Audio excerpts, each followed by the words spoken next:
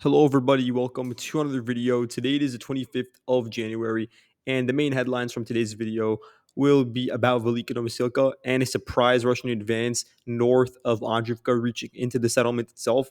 But if you've been watching some recent uploads, then it won't really come as much as a surprise to you guys. So, as we get into it, please like and subscribe. And you could see over here that the Russian forces have been able to take over 3.8 square kilometers of territory mainly in southern Velyka Novosilka. This comes following a geolocation from today, January 25th, of the Russian flag being raised atop the local hospital, and you also have a local school over here. There have been reports circulating from pro-Russian channels that some Ukrainian POWs were taken during this Russian assault and during the entire cleanup of the southern portion of the town. But for now, that remains unconfirmed.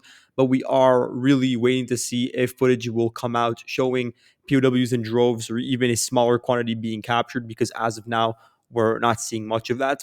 But of course, over the coming nights, when the Ukrainians will make the most attempts to try to get out of these certain pockets, whether it be the southern pocket, which is now no longer in existence because the Russians have taken it over entirely. So I'm more so referring to the pocket over here north of these certain warehouses in a lot of the private residential areas and basements. And even more pertinent to this conversation would be the northwestern part of Velyka Novosilka, where there still remains a Ukrainian contingent that is trying to hide away and really avoid any direct confrontation with the Russian side. They're going to be something to watch in the coming days. But we haven't really seen additional footage of the Russians advancing deeper into Velyka Novosilka over the past 24 hours. We did see the new video of the specifically 40th Naval Infantry Brigade raising a flag, but it was in a location that I've already marked as under Russian control. We just know they're also involved with the cleaning up over here, in addition to the 5th Tank Brigade. Those are the two units involved with this eastern flank, and now also the southern part of the town has been taken over in its entirety. Moving a bit to the east, we want to look here at a lot of advances occurring around the Dakhnia pocket. So, first of all, north of the Sukhyali River, the Russian forces have captured another 3.2 square kilometers of territory. They really are chipping away a lot of these remaining tree lines and open fields simply because it was untenable for the Ukrainians to remain in these positions. They're just so overstretched from the main Ukrainian garrisons that would be in Andriivka and Ulakli. And regardless of that fact, there are also a lot of Ukrainian resources being committed to Dakhnia. So you can imagine that really only the excess and whatever's left is going to be sent to an area that is in an open field that doesn't really have any road connection, that's difficult to reach. And that would be the area and these open fields that I'm sort of hovering over. It's also the best region for the Russians to advance through because of how isolated the Ukrainians are, and because the Russians actually do have nearby bases of operations due to their capture of various villages running along the Sukhyali River Valley to the northwest. So you have over here Yantarnia, Sukhyali, Konstantinopil, and the list sort of goes on. So now the Russians are making headway over here, and the objective is going to be to finally knock the Ukrainians out of Zelenivka, because even though the Ukrainians aren't necessarily fighting in these fields, they have been able to retain control over the northern portion of this hamlet due to counterattacks from the 37th Marine Brigade. Now the objective is going to be to sort of hook around from this eastern flank, which is on the other side of the Sukhyali River, and then begin to exert pressure onto this really small chunk of territory, meaning it won't be that difficult to gain a foothold over there, and then push the Ukrainians out of their final sort of buffer forward position before you actually reach an area like Ulakli, and then from there, Andriivka itself. So that's something to keep an eye out for. Then to zoom in on Dakhnia. So previously we discussed how attacks on the southern part of the town were unsuccessful. Well, now the Russian forces have been able to achieve more objectives from the northern parts of the village. And so we looked previously at how the Russian forces had chipped away at the water treatment facility and nearby floodplains, and that gave them a pretty good base of operations to launch an attack into the populated areas. And the Ukrainians weren't really putting up enough resistance. There was not enough Ukrainian resources committed to this location. It was more so directed at direct confrontations coming along the highway or coming from the south, and not as much committed to the areas to the north that largely are in open areas that the Ukrainians wouldn't want to confront the Russians indirectly. It would be an area where drone crews should be more active, but that was enough to stop the Russians in this case. So the Russians here captured nearly 1 square kilometer of territory, including most of the northern half of Dakhnia and a lot of private residential areas. Now the objective is going to be to cut off entirely the access points coming in from the west for the remaining portions of Dakhnia, or just to go southwards and take over whatever is left of these private residential areas entirely. And once you reach this point, this is when you reach some of the denser parts of the town. So there were a couple of duplexes over here, a local hospital, some warehouses, and then a bit to the south, you actually have the trenches that were built by the Ukrainians during the 2015 period. Also, some of the anti-tank ditches, but all in all, it is located on a rather low elevation. The areas that are on higher elevation would be the open fields that the Russians recently took over in yellow, and then they sort of extend to the northwest all the way to Olakli. Once you reach the border between the open fields and Olakli, that's when you actually arrive at the low-lying river valley that the Ukrainians are on. So anything north of Olakli and south of, say, the current line of contact is located on low elevation, and that's really reflective of the Vavch River. And it's really a huge predicament for the Ukrainians because that's nearly the entirety of where they are located at the moment, meaning the entire front line is sort of centered around the Russians overlooking them from a topographic standpoint. And you could see that even further exemplified with the Russian advance that occurred over the past 24 hours. And this may be the incorrect route. Maybe the Russians attacked from another direction, but we do know the ending point based on the geolocation. So my estimate of what happened is that the Russians took over about 5.7 square kilometers. But if it comes out that they attacked through a different route, then of course I'll change the map to reflect that. In any case, what you guys can see over here is this geolocation, and this is already within Andriivka itself, because Andriivka, let's just draw its perimeter so you guys understand what I'm referring to. You can see it over here. This is Andriivka. The Russian forces have been able to make it into the northern chunk of the town, and they were able to do it through this area over here, this yellow marked polygon. It's all due to the capture of Slovyanka and Petropavlivka over the past week and a half. And that really opened up the gates because after those two villages, there's no other Ukrainian sort of center to defend through. There's no trench in nearby vicinity. There's no sort of populated area to organize around. The highway is the only thing that's sort of open around here, and it's surrounded by tree lines. So I suppose you could drag out the fighting in them. But again, there wasn't a sizable amount of infantry committed to these regions. The Ukrainians needed infantry for close quarters combat in the Dakhny pocket to the south, or in areas like Novo, Andriivka, and Yastove to the north. And so, in the areas in between that are largely open fields, the Ukrainians committed a large amount of their drone crews from the Birds of Magyar unit, for instance.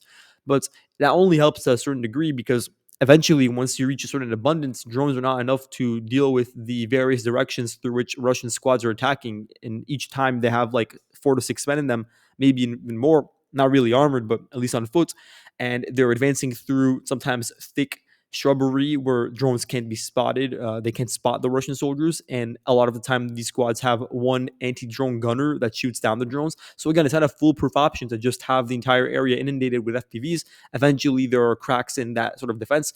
And you can see the consequence of that over here, wherein the Russian forces at maximum for measuring all the way from Petropavlivka, they were able to advance like 5 kilometers westwards.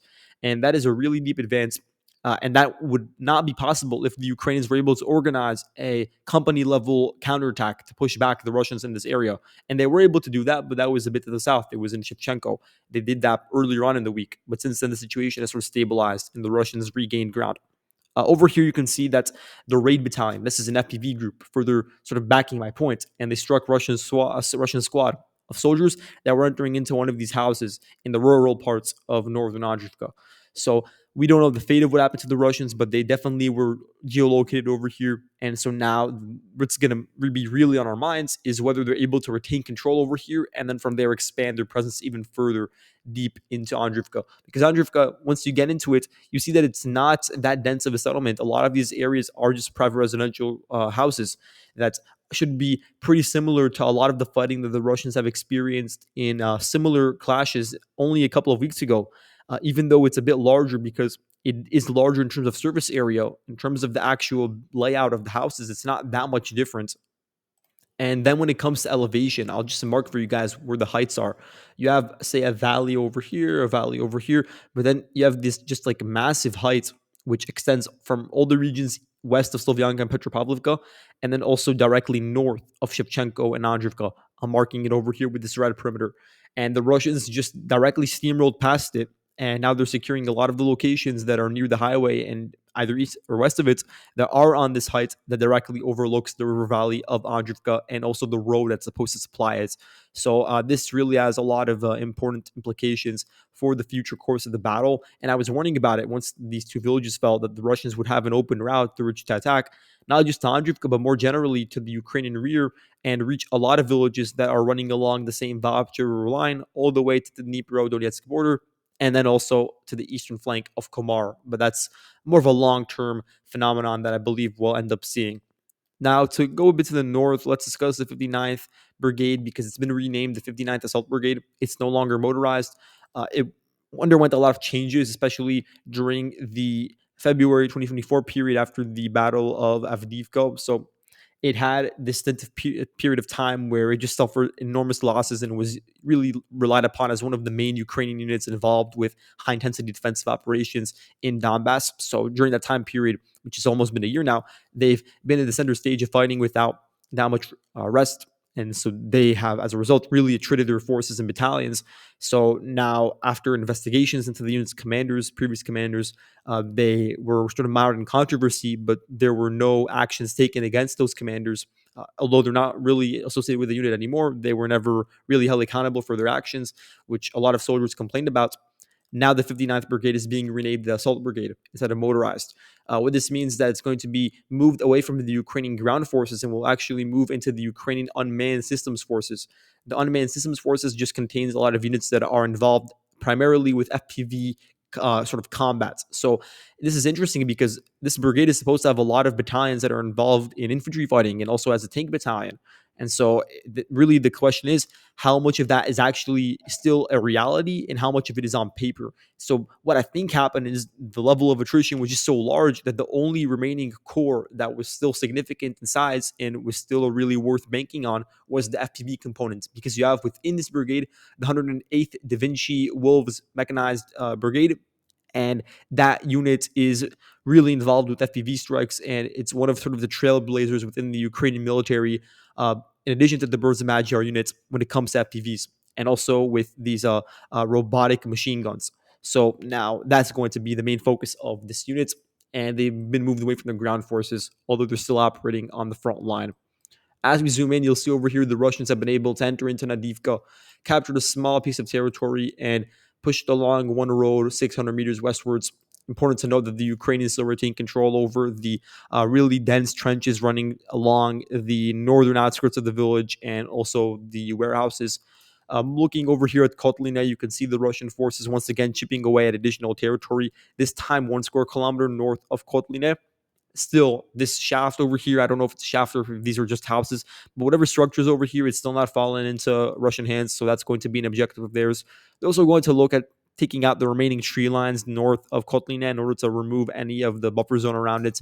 And then another focus for the Russians will be to just push away any Ukrainian resistance along these trenches and windbreaks that are running along the rail line, because you have this sort of area that's not necessarily in a salient position, but could reach that point that is also pretty close to the highway, where you do have a lot of density in trenches, and it would be a Russian interest to just eliminate it and then put more direct pressure onto the western perimeter and entrance into Pokrovsk itself.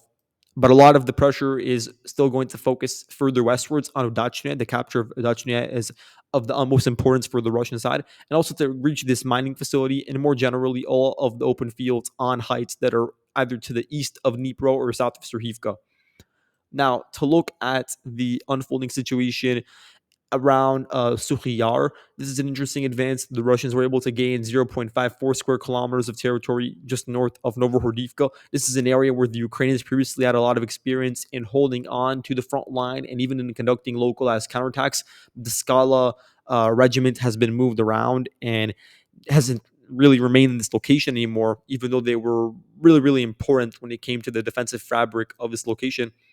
In any case, here you can see that the Russian forces, they were able to advance into the windbreaks and into the open fields. And the 2nd Battalion of the 25th Air Assault Brigade, they conducted shelling operations on those windbreaks, indicating that the Russians were able to advance. This is interesting because if the Russians are able to continue with this momentum, then they have access to this really important rail line running directly into the southern outskirts of Pokrovsk. that would sort of be a reflection of earlier Russian operations that allowed them to reach Novohordivka in the first place and areas like Surhivka and Blaudatne. Although in recent months, the Russians haven't really been relying as much on one concentrated rail line as a route of advance. It could have returned if the Ukrainians are not careful and don't deploy their resources enough to repel those sort of concentrated efforts. But the Ukrainians do have a sizable garrison over here, whether it be the 5th Assault Brigade or the 93rd Brigade, and now also the 25th. So we'll have to wait and see. And the same thing with Lasivka. The fighting there really is just dragging out without much of a change. Looking at Toretsk, I want to zoom in on Krymsk. The Russian forces have nearly taken over the entirety of Toretsk. There are a few exceptions, and we'll look at those in a second. But you can see over here that almost all of Zabelka has fallen, for instance. That's the southern district of Toretsk. And you can see this geolocation from the 2nd Battalion of the 53rd Brigade, where they dropped FPVs and, or not FPVs, but they dropped grenades onto Russian soldiers advancing from house to house, and also conducted FPV strikes on troops out in the open. And based on those geolocations, the Russians were able to capture another block in Zabalka. And there's really only one or two left that the Ukrainians remain in, and also in these garages and nearby areas like trenches and the car racing track, and then this entire salient, this very, very narrow salient that includes this Terrakan and parts of Shcherbinivka. So basically just an eclectic grouping of sort of vestiges of former Ukrainian larger strongholds that are all sort of connected together by this very narrow route. But you can see how it's sort of hanging on a thread, and it's very, very narrow, very difficult to maintain over a long period of time. But the Russians are continuing to push through despite the very significant Ukrainian resistance. Also, over here in this shopping center region and warehouses, this is an area where I'm not sure if the Russians have been able to take over all of the structures. There's also this sort of perimeter that includes trenches where the Ukrainians will try to resist, including in the forested areas, but that's not really in Toretsk anymore. And then you also have a couple of heights that aren't really being used by the Ukrainians, but the Russians have not really taken over either. And then Krymsk. Krymsk is important because over here, there is significant Ukrainian resistance, especially from the 28th Mechanized Brigade, but nonetheless, the Russians were able to capture additional territory today based on a geolocation from the Kurden Company FPV group from the 28th Brigade, where they conducted FPV drops onto Russian soldiers advancing from house to house, and also through the Toretska mine, this really important mine located here to the west, which is almost entirely fallen into Russian hands. So now, when it comes to the remnants of Toretsk, it's not even Toretsk. You have to refer to it as Krymsk. And there were a couple of houses. You have a couple of these agricultural facilities and sort of gardens that are even more rural in nature than the suburbs of Krymsk. And then you have this sort of unconnected neighborhood that is also still under Ukrainian control. And from there, you reach this rail line, some trenches, Dakhnia. But this region north of Toretsk is really going to be difficult to dislodge the Ukrainians from because it is very abundant when it comes to ditches and sort of geographic resources like heights, and also a lot of trenches were prepared over here. It's been an area that's nearly been untouched by Russian artillery over the past couple of years because it's not been a main focus of the fighting. And so it will be interesting to see how the Russians go about focusing on it, or if they even just decide to ignore it and really try to advance along the Toretsk River directly all the way to the southern part of Konstantinivka. But first, the Russians do need to deal with Krymsk and the entire perimeter of Toretsk. But the bottom line is that 99% of Toretsk is already in Russian hands. And so that's all I have for today. Thank you all for watching, and I'll see you guys in the next video. Goodbye.